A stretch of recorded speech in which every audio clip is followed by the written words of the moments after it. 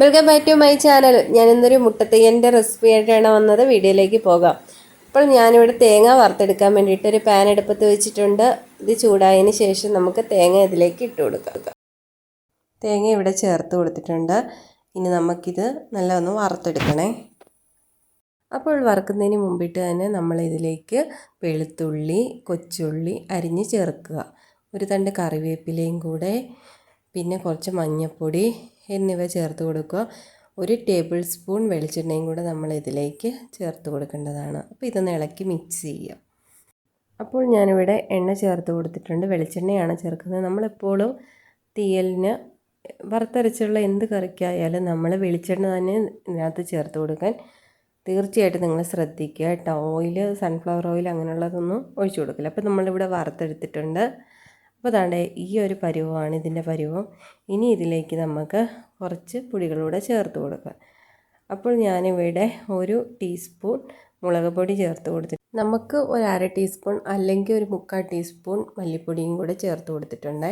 അപ്പോൾ അത്രയൊക്കെ ചേർത്താൽ മതി. നമ്മൾ എത്രത്തോളം തയ്യാറാക്കുന്നു അതിനനുസരിച്ച്. ഇനി നമുക്ക് ഇത് നല്ല ഒന്ന് ഈ പൊടിയൊന്ന് ചൂടായി കിട്ടണം. അത്രയും മതി. തീ എപ്പോഴും കുറച്ച് പൊടിയൊക്കെ ഒന്ന് വറുത്തെടുക്കാനേ. അപ്പോൾ ഇവിടെ ഒരു ചട്ടി ഞാൻ വെച്ചിട്ടുണ്ട്. അതിലേക്ക് ഞാൻ വെളിച്ചെണ്ണ ചേർത്ത് കൊടുത്തിട്ടുണ്ട്. ഇനി നമ്മുടെ ആവശ്യത്തിന് നമുക്കിതിലേക്ക് കടുക് ചേർത്ത് കൊടുക്കാം. ഇനി കടുക് പൊട്ടിയതിന് ശേഷം വേണം നമ്മൾ നേരത്തെ അരിഞ്ഞു വെച്ചിരിക്കുന്ന കൊച്ചുള്ളി, പച്ചമുളക്, കറിവേപ്പില എന്നിവ ചേർത്ത് കൊടുക്കാൻ. എന്നിവ ചേർത്ത് നല്ല ഒന്ന് വഴറ്റിയെടുക്കുക.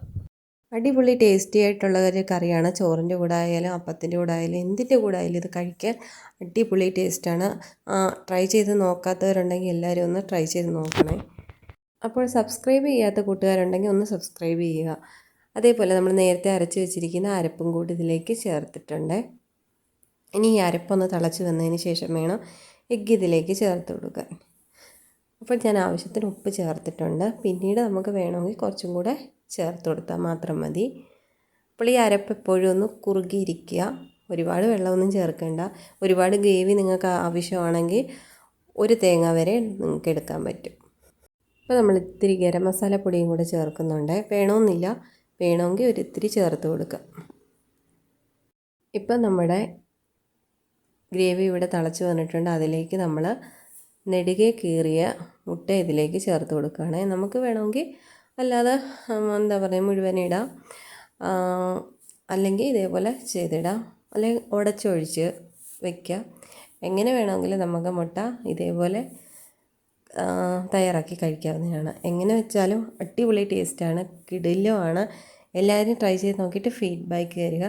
ഓക്കെ ടാറ്റ. അടുത്തൊരു വീഡിയോ ആയിട്ട് ഉടനെ വരുന്നിടം വരെ. Okay bye.